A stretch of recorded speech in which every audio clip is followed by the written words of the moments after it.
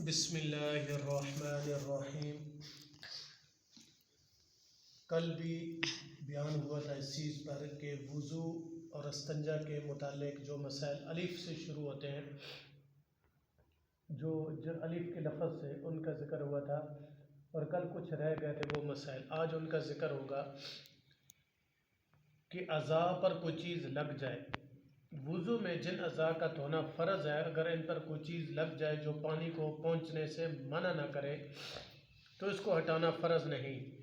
اور اگر کوئی چیز ایسی ہو کہ جو پانی پہنچنے میں روکے، یعنی وہاں اس جگہ پر پانی نہ پہنچ سکے، جیسے کوئی سخت مٹی، آٹا وغیرہ لگ جاتا ہے بعض دفعہ، تو جب تک اس کو ہٹایا نہ جائے اور اس کو صاف کر کے وہاں تک پانی نہ پہنچایا جائے تو وضو نہیں ہوگا۔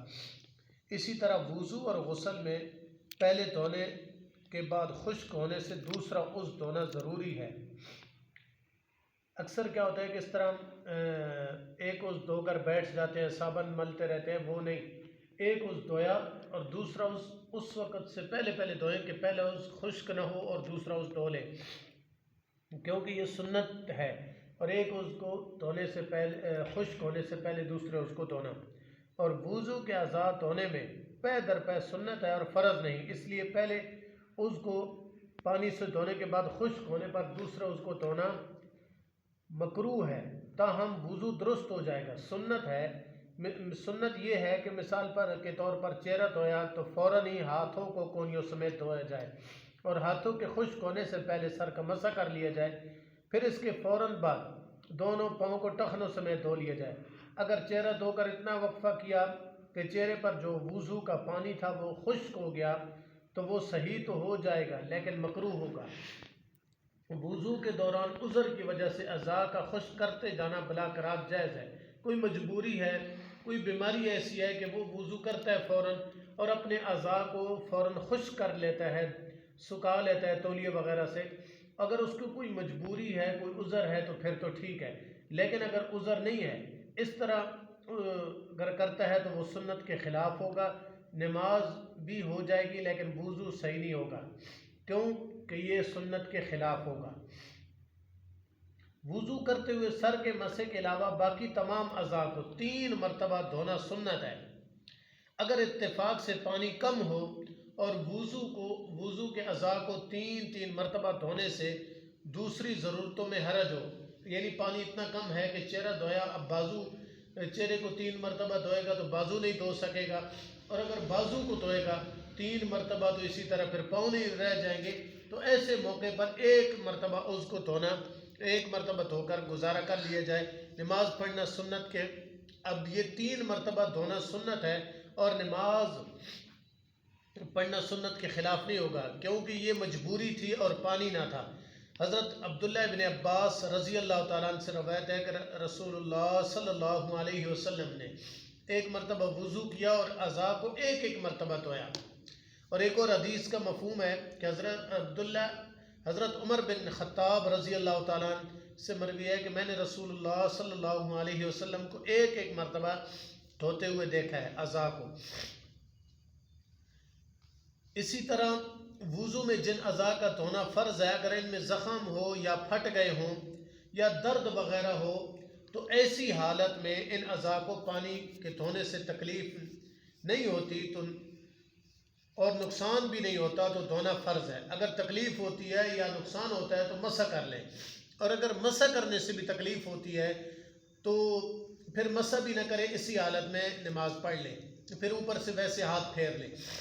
اکثر کیا ہوتا ہے کہ سردیوں میں پاؤں پھٹ جاتے ہیں، ہاتھ پھٹ جاتے ہیں، تو پاؤں اکثر پھٹ جاتے ہیں تو ان کو اب دھویا جائے تو تکلیف ہوتی ہے کیونکہ اوپر سے پھٹے ہوتے ہیں، اور اگر تکلیف نہ ہوتی ہو تو پھر تو دھونا فرض ہے، لیکن اگر تکلیف ہوتی ہو تو پھر مسح کر لے۔ مسح سے بھی تکلیف ہو تو پھر کوشش یہ کریں کہ ہاتھ گیلے کر کے اور اوپر سے پھیر لیں تاکہ عمل جو ہے نا اس کا پورا ہو جائے۔ کوشش کرنے سے ہو جاتا ہے آسانی سے۔ اسی طرح وضو سے پہلے اعوذ باللہ پڑھنا سنت کے خلاف نہیں بلکہ افضل ہے۔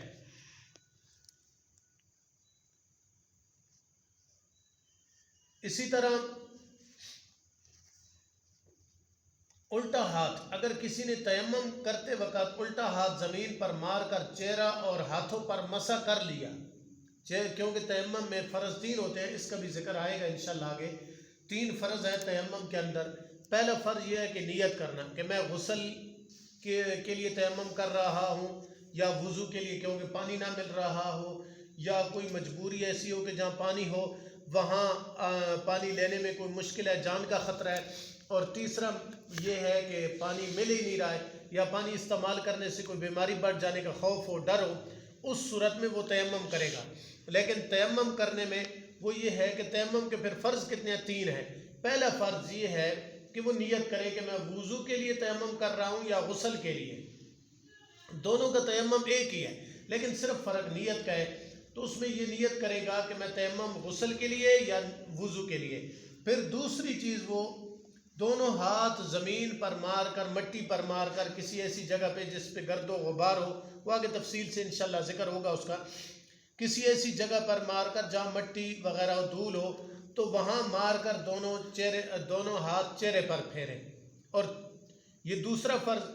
تیسرا فرض تیمم کا یہ ہے کہ دونوں ہاتھ مٹی پر مار کر یا گرد و غبار والی چیز پر مار کر دونوں بازو پر کونیوں سمیت پھیرے۔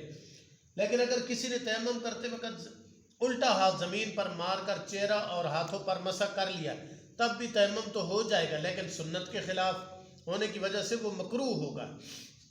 حضرت ابو ہریرہ رضی اللہ تعالیٰ عنہ سے ارشاد فرماتے ہیں، رسول اللہ صلی اللہ علیہ وسلم نے فرمایا، جو تم میں سے وضو کرتا ہے اور سنتوں کی رعایت کے ساتھ اچھی طرح کامل وضو کرتا ہے، پھر نماز کے واسطے مسجد آتا ہے، تو اللہ تعالیٰ اس سے اس طرح خوش ہوتا ہے جس طرح کوئی اپنے غیب کے آنے سے خوش ہو جاتا ہے۔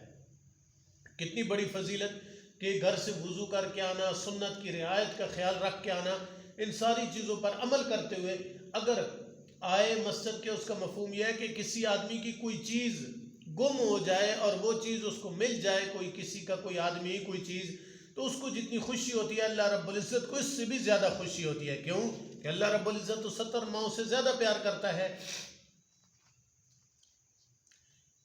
اسی طرح اگر اللہ کا نام دوسری زبانوں میں وہ تحریر ہو تو اس کی بھی تعظیم کرنا واجب ہے۔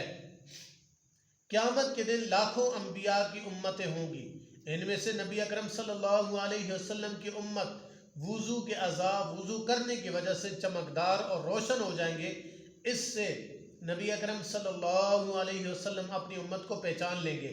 وضو کرنے کی وجہ سے اعضاء کا روشن ہونا صرف نبی کریم صلی اللہ علیہ وسلم کی امت کی خصوصیت ہے۔ کتنی بڑی فضیلت ہے اس امت کو۔ وضو اور طہارت کا حکم تمام امتوں کے لیے ہے، لیکن وضو کے اعضاء کا روشن ہونا صرف اس امت کے ساتھ خاص ہے۔ اسی طرح حضرت ابو ہریرہ رضی اللہ تعالیٰ عنہ سے روایت ہے جس کا مفہوم یہ ہے کہ رسول اللہ صلی اللہ علیہ وسلم نے ارشاد فرمایا کہ اپنے میرے حوض کی لمبائی کا ذکر کر کے پھر فرمایا کہ اس کا پانی برف سے زیادہ ٹھنڈا، شہد سے زیادہ میٹھا، دودھ سے زیادہ سفید ہوگا، اس کے پیالے آسمان کے ستاروں سے زیادہ ہوں گے، اور اپنے حوض سے لوگوں کو ہٹاؤں گا جیسا کہ لوگ اونٹوں کو اپنے حوض سے ہٹایا جاتا ہے۔ لوگوں نے کہا، صحابہ اکرام نے عرض کی، یا رسول اللہ صلی اللہ علیہ وسلم، اس دن آپ اپنی امت کو پہچان لیں گے؟ رسول اللہ صلی اللہ علیہ وسلم نے ارشاد فرمایا، ہاں میں ان کو پہچان لوں گا، ایسے نشانات ہوں گے جو دوسری امتوں کے نہیں ہوں گے، وضو کے چمکتے ہوئے سفید نشانات کے ساتھ تم حوض کوثر پہ آؤ گے۔ کتنی بڑی خصوصیت ہے۔ اور اسی طرح حضرت جابر رضی اللہ تعالیٰ نے رسول اللہ صلی اللہ علیہ وسلم کا ارشاد نقل کیا ہے جس کا مفہوم یہ ہے کہ رسول اللہ صلی اللہ علیہ وسلم سے پوچھا کہ امت کے جن لوگوں کو آپ نے نہیں دیکھا انہیں کیسے پہچانیں گے؟